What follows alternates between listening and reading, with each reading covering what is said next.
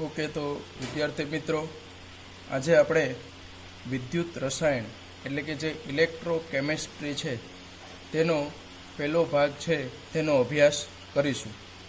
તો વિદ્યુત રસાયણ જે છે તે રસાયણ વિજ્ઞાનની ખૂબ જ અગત્યની શાખા છે તેવું આપણે કહી શકીએ, કેમ કે એમની અંદર સામાન્ય રીતે આપણે જે વિદ્યુત ઉર્જાનું રાસાયણિક ઉર્જામાં અથવા તો રાસાયણિક ઉર્જાનું વિદ્યુત ઉર્જામાં જે પ્રક્રિયાઓની અંદર રૂપાંતરણ થતું હોય તે બધી જ પ્રક્રિયાઓ આપણે વિદ્યુત રસાયણની અંદર છે તેમનો આપણે અભ્યાસ કરીએ છીએ। તો અહીંયા આપણે વિદ્યુત રસાયણ છે તેનો આપણા રોજિંદા જીવનની અંદર પણ ખૂબ જ ઉપયોગિતા છે, કેમ કે આપણે જે બેટરી વાપરીએ છીએ, મોબાઈલની બેટરી છે, ટોર્ચ છે, ત્યાર પછી આપણે જે રસ્ટિંગ ઓફ આયર્ન આ પણ એક પ્રકારનું વિદ્યુત રસાયણ છે। એવી જ રીતે આપણે જોવા જઈએ તો અમુક પ્રકારના જે કેમિકલ્સ છે, સોડિયમ છે, બ્રોમિન છે, એમનું ઉત્પાદન પણ આપણે વિદ્યુત રસાયણની મદદથી છે તે કરી શકીએ છીએ। આમ જોવા જઈએ તો વિદ્યુત રસાયણની અંદર મુખ્યત્વે એના બે ભાગો છે તે આપણને જોવા મળે છે। એમાં આપણે બે પ્રકારના કોષ જે છે તેનો આપણે અભ્યાસ છે તે કરતા હોઈએ છીએ। ખાસ કરીને આપણે જોવા જઈએ તો એક એટલે કે વિદ્યુત રાસાયણિક કોષ એટલે કે ઇલેક્ટ્રોકેમિકલ સેલ,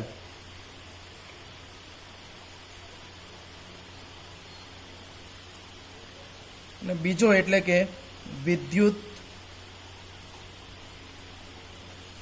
વિભાજન કોષ એટલે કે ઇલેક્ટ્રોલાઇટિક સેલ। આજના આપણા આ લેક્ચરની અંદર આપણે વિદ્યુત રાસાયણિક કોષ છે તેની છે તે આપણે સમજૂતી છે તે મેળવીશું। તો વિદ્યુત રાસાયણિક કોષ વિશે આપણે સમજીએ, તેની આપણે રચના કરીશું। તો સૌપ્રથમ આપણે સમજીએ કે વિદ્યુત રાસાયણિક કોષ એટલે શું, એટલે કે એની જે આપણે વ્યાખ્યા જેને કહીએ છીએ તેની વ્યાખ્યા છે તે આપણે શું આપી શકીએ। તો સામાન્ય રીતે જે ઉપકરણ અથવા તો આપણે કહીએ સાધન વડે અથવા તો એના ઉપયોગથી જે ઉપકરણ અથવા તો સાધન વડે રેડોક્સ પ્રક્રિયા દરમિયાન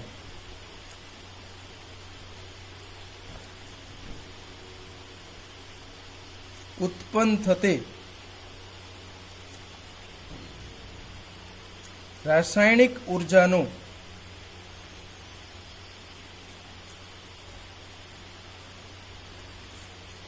વિદ્યુત ઉર્જામાં રૂપાંતરણ કરી શકાય તેને આપણે વિદ્યુત રાસાયણિક કોષ છે તે કહીએ છીએ। કે જે ઉપકરણ અથવા તો સાધન વડે રેડોક્સ પ્રક્રિયા દરમિયાન જે ઉત્પન્ન થતી રાસાયણિક ઉર્જા છે તેમનું આપણે વિદ્યુત ઉર્જામાં રૂપાંતર કરી શકીએ તે સાધન અથવા તો ઉપકરણને આપણે છે તે વિદ્યુત રાસાયણિક કોષ છે તે કહી શકીએ છીએ। હવે આ વિદ્યુત રાસાયણિક કોષ છે તે કયા સિદ્ધાંત ઉપર કાર્ય કરે છે તે પણ આપણે સમજી લઈએ। તો આમ તો એમનો ખૂબ જ સિમ્પલ છે, એમનો સિદ્ધાંત છે તે કે ભાઈ રાસાયણિક ઉર્જા છે, રાસાયણિક ઉર્જાનું વિદ્યુત ઉર્જામાં રૂપાંતરણ છે તે કરે એ સિદ્ધાંત ઉપર છે તે કાર્ય કરે છે। It convert chemical energy into electrical energy, it is the principal of the electrochemical cell. હવે આપણે એમની જે કાર્ય પદ્ધતિ જે છે એ કાર્ય પદ્ધતિ છે એમનો આપણે અભ્યાસ છે તે કરીશું। તો કાર્ય પદ્ધતિની અંદર સૌ પ્રથમ આપણે અહીંયા એ ઇલેક્ટ્રોકેમિકલ સેલ એટલે કે એમની જે કાર્ય પદ્ધતિ સમજવા માટે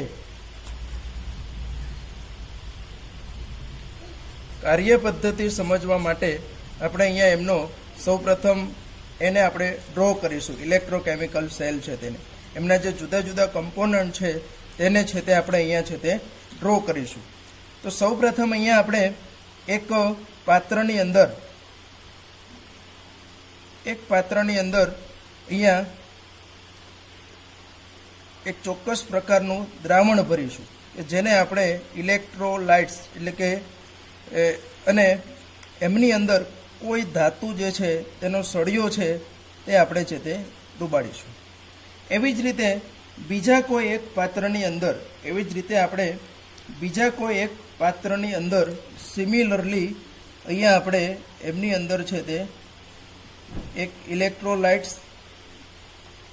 એટલે કે ચોક્કસ પ્રકારનું દ્રાવણ ભરીશું અને એમની અંદર આપણે ચોક્કસ પ્રકારની જે ધાતુ છે તેમનો આપણે છે તે અહીંયા ઇલેક્ટ્રોડ્સ જેને કહેશું તે ડૂબાડીશું, સળિયો આપણે લેશું. હવે આમની અંદર આ જે એક રચના થઈ, અહીંયા જુદા જુદા જે કમ્પોનન્ટ્સ જે છે એની અંદર આપણે જુદા જુદા કમ્પોનન્ટ્સની આપણે વ્યાખ્યા પણ સાથે સાથે છે તે ભણીશું અને એ વ્યાખ્યાને આપણે સમજતા પણ જઈશું અને આ સંપૂર્ણ જે છે તે ઇલેક્ટ્રોલાઇટિક સેલ છે તેને પણ આપણે અહીંયા સમજતા જઈશું. સૌપ્રથમ એની અંદર આ જે ધાતુની પટ્ટી જે આપણે અહીંયા લીધી છે જેને આપણે કહેશું વિદ્યુત ધ્રુવ. તો સામાન્ય રીતે વિદ્યુત ધ્રુવની આપણે વ્યાખ્યા આપી હોય તો શું આપી શકીએ? તો કે વિદ્યુત રાસાયણિક કોષમાં દ્રાવણમાં, જેને આપણે વિદ્યુત વિભાજ્ય દ્રાવણ પણ કહીએ છીએ, માં ડૂબાડેલ ધાતુની પટ્ટી અથવા સળિયો છે તેને આપણે શું કહેશું? પ્લસ સળિયો કે જેની સપાટી પર ઓક્સિડેશન અથવા રિડક્શન થતું હોય તેને આપણે શું કહેશું? તો કે તેને છે તે આપણે અહીંયા વિદ્યુત ધ્રુવ છે તે કહેશું. એટલે કે અહીંયા આપણા કિસ્સાની અંદર આ બંને જે છે એટલે અહીંયા જે રહેલો છે તે એ પણ આપણે વિદ્યુત ધ્રુવ એમને પણ કહેશું. એવી જ રીતે આ પણ છે તે આપણો વિદ્યુત ધ્રુવ છે. હવે અહીંયા વિદ્યુત ધ્રુવ એવી જ રીતના આ જે બંને દ્રાવણો જે છે આમની અંદર ભરવામાં આવેલા જે બંને દ્રાવણો છે એ દ્રાવણોને પણ આપણે શું કહેશું? તો કે એમને આપણે કહેશું વિદ્યુત વિભાજ્ય દ્રાવણ.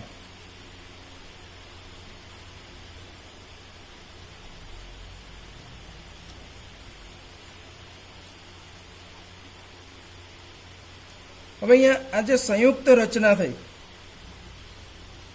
આજે એક સંયુક્ત રચના જે થઈ કે જે સંયુક્ત રચનાની અંદર અહીંયા જે વિદ્યુત ધ્રુવ અને એમને જેમાં ડૂબાડેલો છે એટલે કે વિદ્યુત વિભાજ્યનું દ્રાવણ, આજે એક સંયુક્ત રચના થઈ. એ સંયુક્ત રચનાને આપણે કહેશું, એમને આપણે શું કહેશું? તો કે એમને કહેશું અર્ધકોષ. એટલે આ છે તે એક અર્ધકોષ થયો અને આ છે તે બીજો અર્ધકોષ છે તે આપણને અહીંયા જોવા મળે છે. એટલે કે અહીંયા આપણે છે તે બે અર્ધકોષ જે છે તે અહીંયા જોવા મળ્યા. એટલે કે આપણે અર્ધકોષની જો વ્યાખ્યા આપવી હોય તો અર્ધકોષની વ્યાખ્યા આપણે આ રીતની આપી શકીએ કે વિદ્યુત ધ્રુવ અને તેને જે વિદ્યુત વિભાજ્ય દ્રાવણમાં ડૂબાડેલ હોય તે સંયુક્ત રચના ને આપણે શું કહેશું? આવી સંયુક્ત રચના જે છે તે સંયુક્ત રચના છે તેને આપણે કહેશું અર્ધકોષ કહેશું. હવે આપણે કોઈ એક અર્ધકોષની અંદર કોઈ દિવસ રાસાયણિક પ્રક્રિયા શક્ય નથી. આપણને ખબર જેમ એકલા હાથે તાલી નથી પડતી એવી જ રીતે કોઈ એક અર્ધકોષની અંદર કોઈ દિવસ રાસાયણિક પ્રક્રિયા થતી નથી. એટલે એમની અંદર જો રાસાયણિક પ્રક્રિયા આપણે કરવી હોય તો અહીંયા રાસાયણિક પ્રક્રિયા કરવા માટે એમને આ બંને અર્ધકોષ છે તેને આપણે જોડવા પડશે. અહીંયા આપણે બહુ વિશિષ્ટ પ્રકારનો અહીંયા લઈએ છીએ. આમને આપણે જુદા જુદા નામ આપીએ છીએ. ઘણી વખત આપણે એને વિદ્યુત રાસાયણિક કોષ કહીએ, અથવા તો આપણે એને વોલ્ટેક સેલ પણ કહે છે, વોલ્ટેઇક કોષ પણ કહેવાય છે, અથવા તો ઘણી વખત આપણે એને ગેલ્વેનિક કોષ પણ કહીએ છીએ. આ વોલ્ટેક અને ગેલ્વેનિક તે બંને વૈજ્ઞાનિકોના નામ છે. એમણે જે એમના માનની અંદર આપણે અમને વિદ્યુત રાસાયણિક કોષને ઘણી વખત આપણે વોલ્ટેક કોષ અથવા તો ગેલ્વેનિક કોષ તરીકે પણ એમને ઓળખીએ છીએ. હવે અહીંયા આપણે વિશિષ્ટ પ્રકારનો વિદ્યુત રાસાયણિક કોષ લઈએ છીએ કે જેની અંદર વિદ્યુત ધ્રુવમાં એનોડ તરીકે જે વિદ્યુત ધ્રુવની અંદર એક અર્ધ કોષની અંદર વિદ્યુત ધ્રુવ તરીકે છે તે આપણે અહીંયા ઝીંક ધાતુ લઈએ છીએ, ઝેડેન. અને એમને જે દ્રાવણમાં ડૂબાડેલું છે એ દ્રાવણ એટલે કે જે વિદ્યુત વિભાજ્ય દ્રાવણ જે છે તે આપણે અહીંયા કહીશું કે તે કોનું છે તો કે CuSO4 એટલે કે ઝેડેન SO4 એટલે કે ઝીંક સલ્ફેટનું દ્રાવણ છે. એવી જ રીતે જે આપણો બીજો વિદ્યુત ધ્રુવ અર્ધકોષ છે તેમાં વિદ્યુત ધ્રુવ તરીકે આપણે શું લેશું તો કે એની અંદર આપણે કોપર ધાતુ જે છે તેની પટ્ટીને વિદ્યુત ધ્રુવ તરીકે લેશું. અને એને જે દ્રાવણની અંદર ડૂબાડેલું છે તે દ્રાવણ છે તે આપણું કોપર સલ્ફેટનું દ્રાવણ, જે વિદ્યુત વિભાજ્ય આપણે જેને કીધું છે તે વિદ્યુત વિભાજ્ય તરીકે કોપર સલ્ફેટ છે.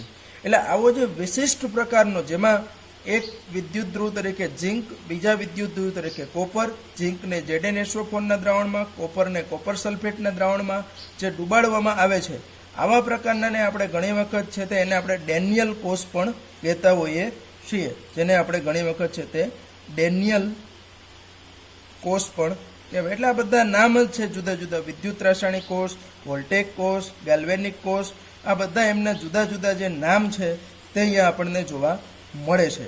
તો આ જે જુદા જુદા નામ છે એની અંદર હવે આપણે ફરી પાછા આગળ જઈએ. આપણે કીધું કે કોઈ એક અર્ધ કોષ છે તેનાથી કોઈ પણ રાસાયણિક પ્રક્રિયા થતી નથી, અને એટલા માટે આ બંને અર્ધકોષ જે છે આ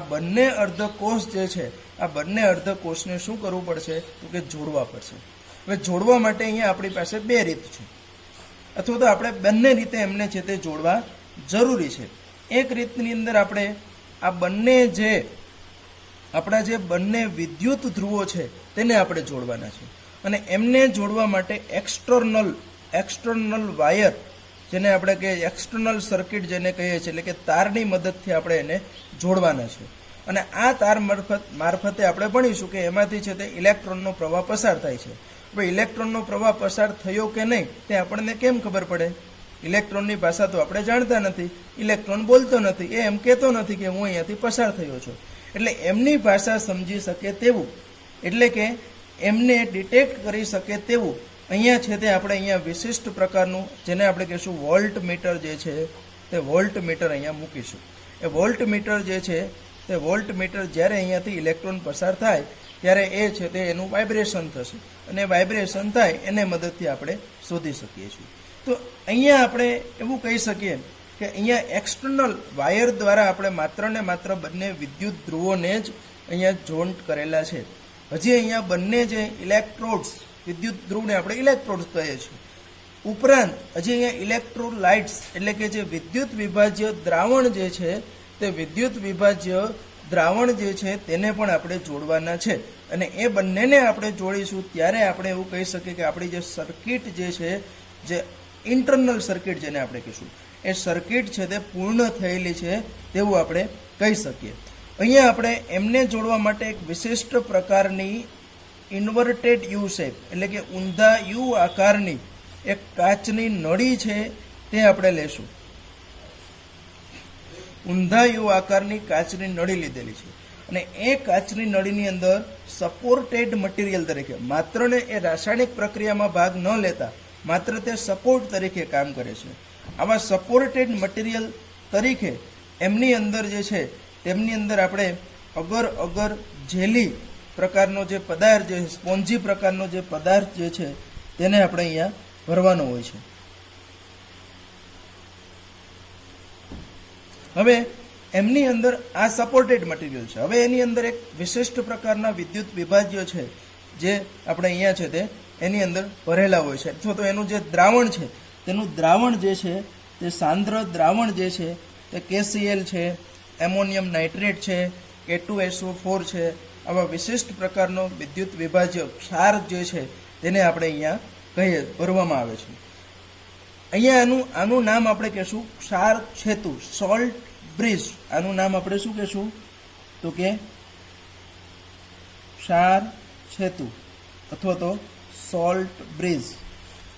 આપણને ખબર કે નદીના જે બે કાંઠાને જોડે છે તેને આપણે પુલ કહીએ છીએ, સેતુ કહીએ છીએ. એમ અહીંયા બે ક્ષારના જે દ્રાવણો છે તેને અહીંયા જોડે છે, એટલા માટે આપણે એને શું કહી દીધું છે તો કે ક્ષાર સેતુ. આ ક્ષાર સેતુનું કાર્ય બહુ વિશિષ્ટ છે, તે આપણે આગળ છે તે સમજીશું. એના જે કાર્ય છે તેની અંદર આપણે તે વસ્તુ સમજીશું.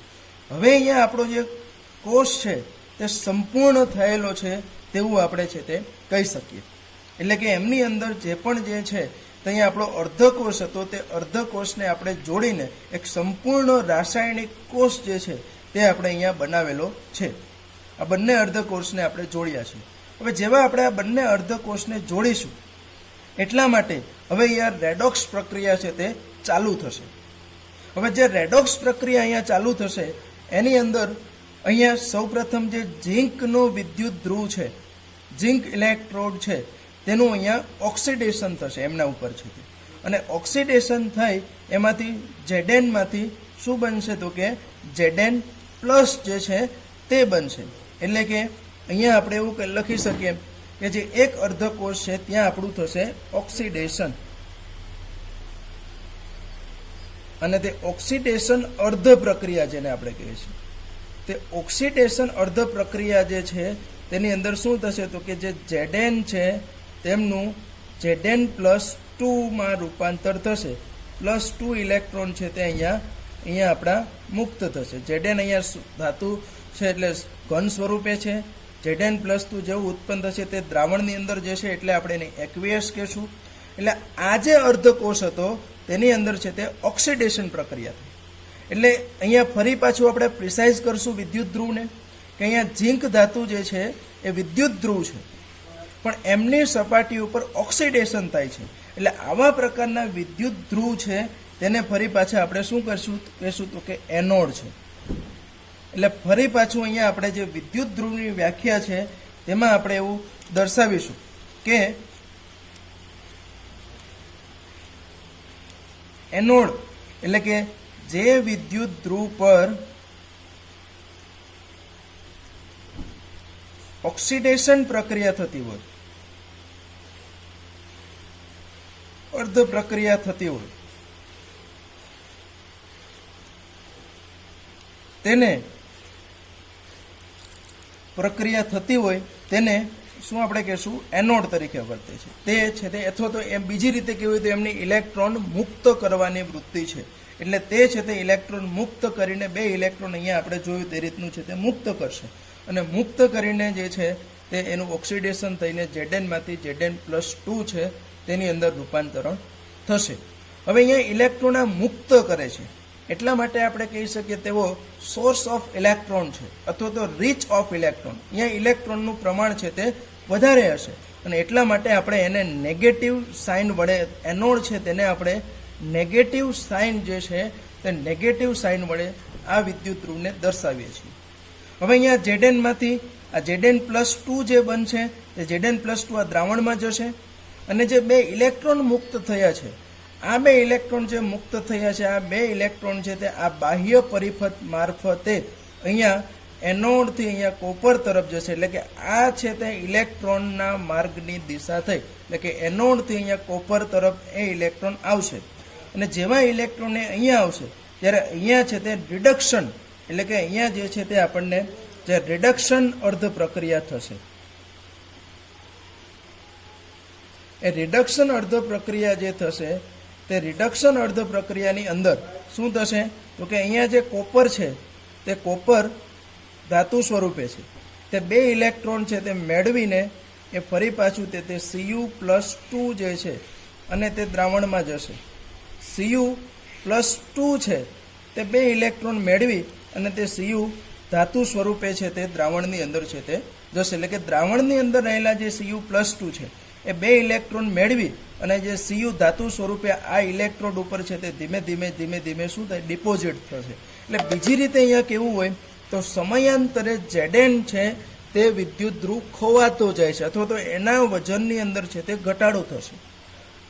અને અહીંયા જે કોપર જે છે, કોપરના વિદ્યુત ધ્રુવ છે તેના ઉપર કોપર ધાતુ ડિપોઝિટેડ થશે, એટલે કે જમા થશે, એટલે કે એમના વજનની અંદર વધારો થશે. બીજું, અહીંયા CuSO4 ના દ્રાવણમાંથી Cu+2 નું પ્રમાણ ઘટે છે, અને ઘટે છે એટલા માટે આપણે એવું પણ કહી શકીએ કે એ દ્રાવણ જે છે તે સામાન્ય રીતે બ્લુ રંગનું હોય છે, ભૂરા રંગનું હોય છે. એ દ્રાવણના રંગની તીવ્રતામાં પણ સમયાંતરે શું થતો જાય છે તો કે ઘટાડો થતો હોય છે. એટલે અહીંયા આ અર્ધકોષ છે ત્યાં આપણે કહીએ કે ઓક્સિડેશન પ્રક્રિયા થઈ, આ અર્ધકોષ ઉપર આપણે કહીએ રિડક્શન પ્રક્રિયા થઈ.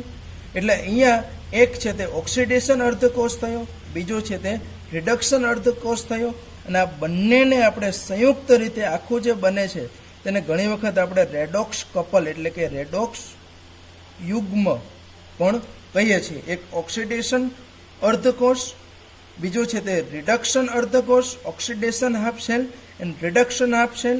આ બંને મળીને જેને આપણે કહીએ રેડોક્સ કપલ એટલે કે રેડોક્સ યુગ્મ એટલે કે સંપૂર્ણ વિદ્યુત રાસાયણિક કોષ છે તે આપણને જોવા મળે. અને આ સંપૂર્ણ કોષની અંદર ઇલેક્ટ્રોનનો પ્રવાહ, અહીંયા આપણે જોયું કે કોપરનું છે તેનું અહીંયા રિડક્શન થાય છે, અહીંયા છે તે એમનું રિડક્શન થાય, એટલા માટે એને કેથોડ કહીએ છીએ. એટલે કે કેથોડની જો આપણે અહીંયા વ્યાખ્યા આપી હોય તો કેથોડ એટલે શું થશે તો કે જે વિદ્યુત ધ્રુવ ખરેખર તો સપાટી ઉપર થતી હોય ધ્રુવ પર રિડક્શન અર્ધ પ્રક્રિયા થતી હોય તેને આપણે શું કહેશું, તે કેથોડ તરીકે વર્તે છે. બીજી રીતે કહેવું હોય તો એમની છે તે ઇલેક્ટ્રોન મુક્ત કરવાને બદલે મેળવવાની વૃત્તિ છે, એટલે કેથોડ. અને અહીંયા ઇલેક્ટ્રોન છે તે વપરાય છે, Cu+2 માંથી 2 ઇલેક્ટ્રોન વાપરે છે, એટલે કે ઇટ ઇઝ ઇલેક્ટ્રોન ડેફિશિયન્ટ, એટલે ઇલેક્ટ્રોનની ઉણપ ધરાવતો ભાગ છે. એટલે આમને આપણે સાપેક્ષ રીતે ઘણી વખત છે તે પ્લસ ધન વિદ્યુત ધ્રુવ તરીકે પણ છે તે ઓળખીએ છીએ. હવે અહીંયા એક વસ્તુ આપણે જોઈ કે ઇલેક્ટ્રોનનો જે પ્રવાહ છે તે ઇલેક્ટ્રોનનો પ્રવાહ કઈ દિશામાં જશે તો કે એનોડથી કેથોડ તરફ. જ્યારે વિદ્યુત પ્રવાહની જે દિશા છે તે વિદ્યુત પ્રવાહની દિશા એના કરતાં ઉલટી, એટલે કે વિદ્યુત પ્રવાહ જે છે તે એના કરતાં ઉલટો, એટલે કે કેથોડથી એનોડ. ખરેખર વિદ્યુત પ્રવાહનું વહન ક્ષાર ક્ષેત્રના માધ્યમ થકી આયન દ્વારા થાય છે, તે આપણે એમના ફંક્શનની અંદર ભણીશું. તો આ એક સંપૂર્ણ વિદ્યુત રાસાયણિક કોષ થયું. થોડું ઘણું આપણે એમની અંદર જે એમના રિલેટેડ જે પદ છે તેની આપણે સમજીતું અહીંયા મેળવશું. એટલે સંપૂર્ણ જો પ્રક્રિયા આપણે જોવી હોય તો અહીંયા શું થશે તો કે એનોડ જે છે તે એનોડ ઉપર આપણે કીધું કે ઓક્સિડેશન થશે, અને ઓક્સિડેશનની અંદર કોનું થશે તો કે zinc losing of 2 electrons, Zn+2 electrons. Cathode જે છે તે કેથોડ ઉપર શું થશે તો કે રિડક્શન થશે, અને અહીંયા Cu+2 જે છે તે દ્રાવણની અંદર રહેલું જે છે તે 2 ઇલેક્ટ્રોન જે એનોડ પરથી આવેલા છે તે 2 ઇલેક્ટ્રોન મેળવી અને કોપર ધાતુ સ્વરૂપે છે તે જમા થશે. અને સંપૂર્ણ આપણે જ્યારે એમની રેડોક્સ પ્રક્રિયા લખવી હોય, કેમ કે ઓક્સિડેશન ને રિડક્શન બંને હંમેશા સાથે જ થાય છે, એટલે કે એક ઇલેક્ટ્રોન મેળવે તો બીજો ઇલેક્ટ્રોન ગુમાવે. અહીંયા એનોડ જો ઇલેક્ટ્રોન ગુમાવતો હોય તો ને તો માત્ર કેથોડ છે તે ઇલેક્ટ્રોન મેળવતો હોય અને તો જ એમનું રિડક્શન થાય, અને સંપૂર્ણ રેડોક્સ પ્રક્રિયા છે તે આ રીતની આપણને જોવા મળશે.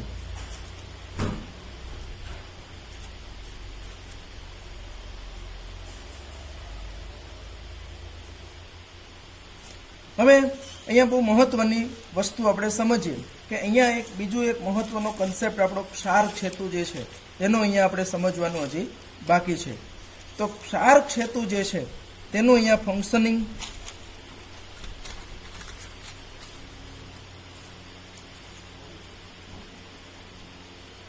ક્ષાર ક્ષેતુ જે છે તેનું આપણે ફંક્શનિંગ છે તે સમજીએ. તો આપણે કીધું કે ક્ષાર ક્ષેતુ શું છે તો કે ઇન્વર્ટેડ યુ આકારની કાચની નળી છે કે જેની અંદર આપણે શું કીધું ભરીએ, અગર અગર જેલી, જે માત્ર શું છે તો કે સપોર્ટેડ મટીરિયલ છે.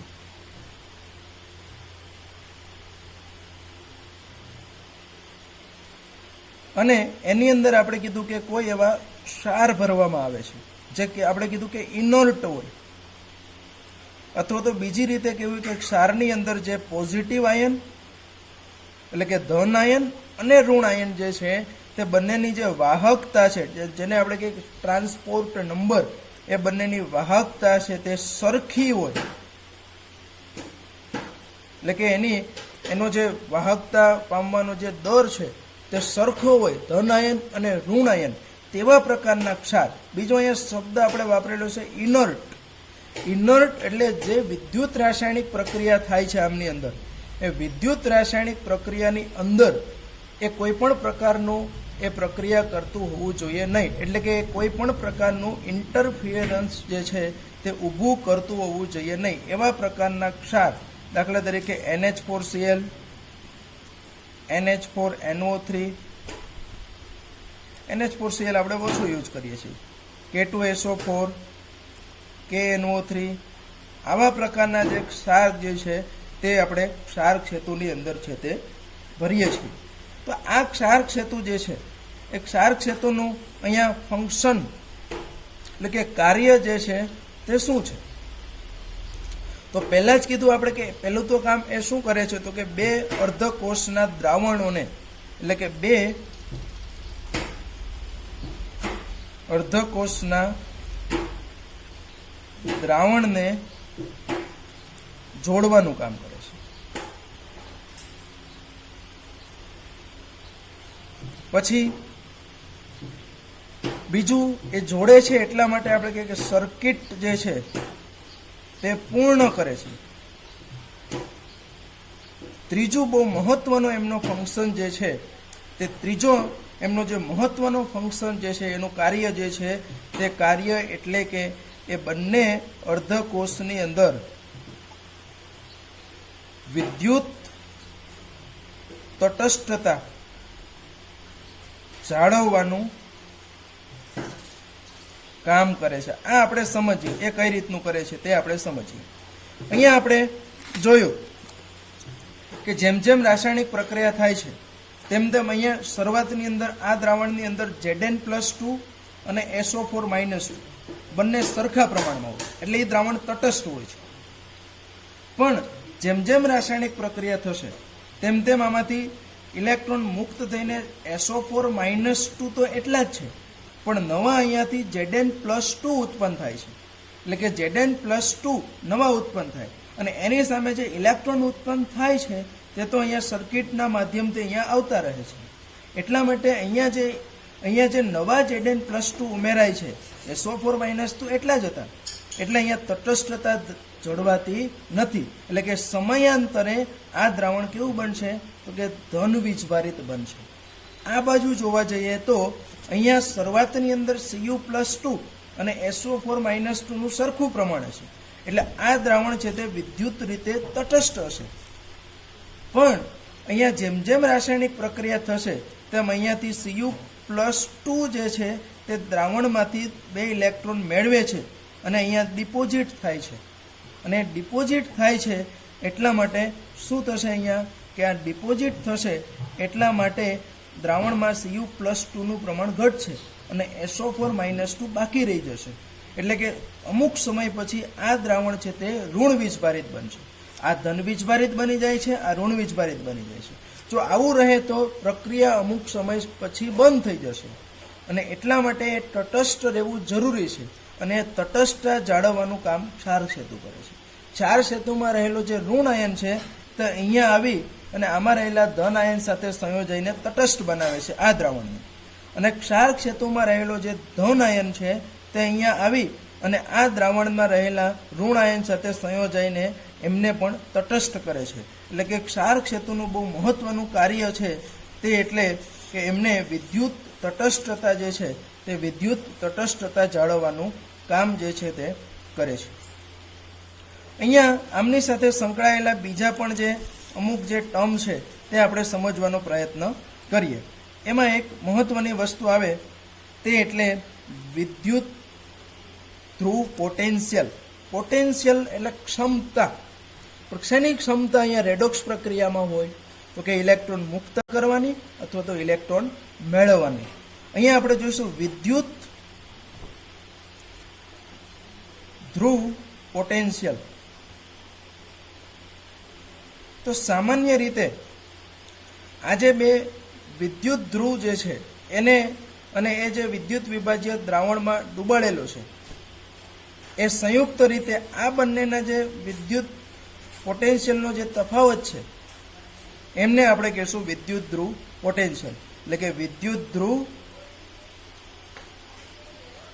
અને વિદ્યુત રાસાયણિક દ્રાવણના પોટેન્શિયલ ના તફાવતને આપણે શું કહેશું તો કે વિદ્યુત ધ્રુવ પોટેન્શિયલ. એમાં પણ આપણે redox, oxidation potential, reduction potential, અહીંયા જે તફાવત છે તેને આપણે કહેશું ઓક્સિડેશન પોટેન્શિયલ. એટલે કે એમાં બે વસ્તુ આવશે, oxidation potential and reduction potential. હવે અહીંયા આપણે ઘણી વખત છે તે પ્રમાણિત વિદ્યુત ધ્રુવ પોટેન્શિયલ એટલે પ્રમાણિત એટલે વ્યાખ્યા એ જ છે, પણ જે પરિસ્થિતિ છે, પ્રક્રિયા પરિસ્થિતિ છે તે પ્રમાણિત હોવી જોઈએ. પ્રમાણિત એટલે કે આ પ્રક્રિયા છે તે વાતાવરણ એટલે કે રૂમ ટેમ્પરેચરે, ઓરડાના તાપમાન એટલે 25 ડિગ્રી સેલ્સિયસે થતી હોય. આમાં જો કોઈ વાયુરૂપ પ્રક્રિયકો હોય તો જો વાયુરૂપ પ્રક્રિયકો હોય તો એ પ્રક્રિયા વાતાવરણના દબાણ એટલે કે સામાન્ય રીતે આપણે કહીએ કે 1 ATM એટમોસ્ફિયરિક દબાણે તે થતી હોવી જોઈએ. અને આ દ્રાવણની જે સાંદ્રતા છે તે 1 મોલર જે છે તે 1 મોલર દ્રાવણની સાંદ્રતા હોવી જોઈએ. એ 1 મોલર દ્રાવણની સાંદ્રતા છે. આવા પ્રકારના વિશિષ્ટ જે છે એની અંદર જે આપણે માપીએ છીએ એની અંદર જે એનો વિદ્યુત ધ્રુવ પોટેન્શિયલ મળે, તાપમાન 25 ડિગ્રી સેલ્સિયસ, દબાણ જો વાયુરૂપ પ્રક્રિયા હોય તો 1 એટમોસ્ફિયર, અને એમ કહીએ કે જે દ્રાવણની જે સાંદ્રતા છે તે હોવી જોઈએ તે 1 મોલર ર, બરાબર, એમની મોલારિટી છે તે 1 હોવી જોઈએ. તો આવા પ્રકારના વિદ્યુત ધ્રુવનું પોટેન્શિયલ આપણે માપીએ તો તેને આપણે કહીએ છીએ પ્રમાણિત વિદ્યુત ધ્રુવ પોટેન્શિયલ છે તે આપણે કહીએ છીએ. હવે આ ઇન્ડિવિજ્યુઅલ વિદ્યુત ધ્રુવ પોટેન્શિયલ છે. ત્યાર પછી હવે એમનો આખો જ એટલે કે વિદ્યુત અથવા તો વિદ્યુત રાસાયણિક કોષ પોટેન્શિયલ, જેને આપણે ટૂંકમાં કહીએ કે સેલ પોટેન્શિયલ એટલે કે કોષ પોટેન્શિયલ. તો આ જે કોષ પોટેન્શિયલ જે છે તેમાં અહીંયા કોષ એટલે આખી વસ્તુ આવશે. એટલે કે એમાં બંને આ જે બે આખા જે છે, બીજી રીતે સિમ્પલ કહેવું હોય તો બે અર્ધકોષ અથવા તો બે વિદ્યુત ધ્રુવો વચ્ચેના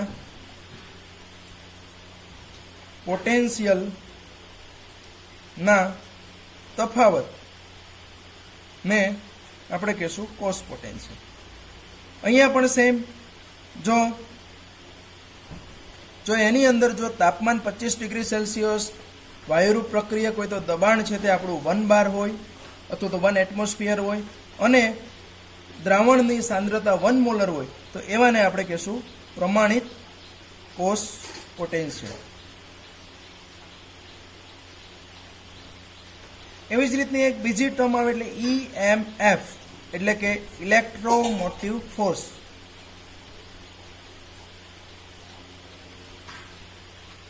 જેને આપણે કહીએ છીએ વિદ્યુત ચાલક બળ.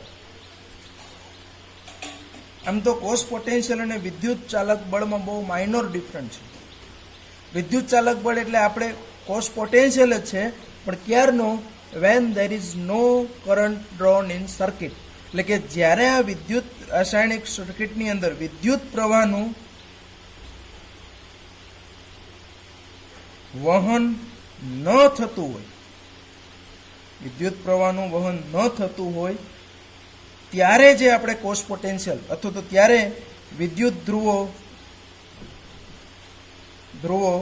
વચ્ચેના પોટેન્શિયલના વિદ્યુત ધ્રુવના પોટેન્શિયલ વચ્ચેના જે તફાવત જે છે તેને આપણે કહીએ છીએ ઇલેક્ટ્રોમોટિવ ફોર્સ એટલે કે EMF.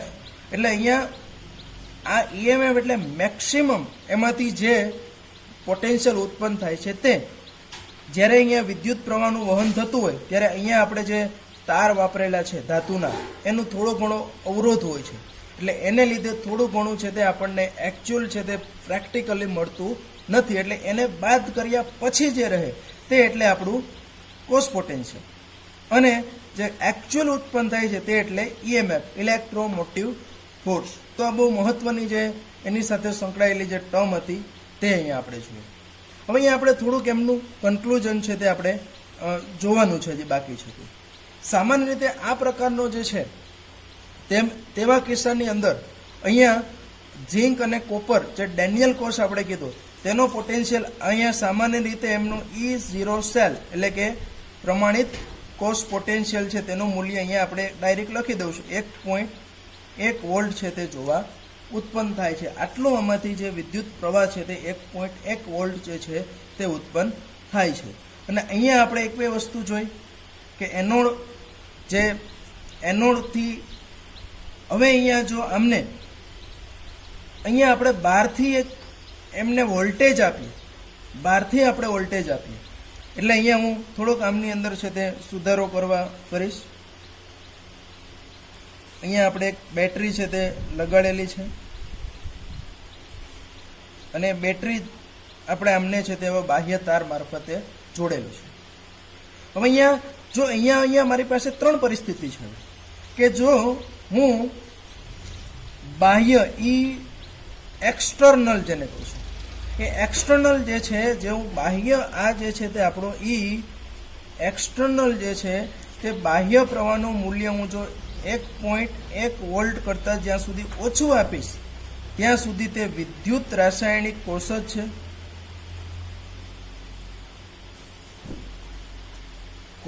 છે અને એની અંદર શું થશે તો કે ઇલેક્ટ્રોનનું વહન જે છે તે કયા દિશામાં જશે તો કે એનોડથી કેથોડ જશે.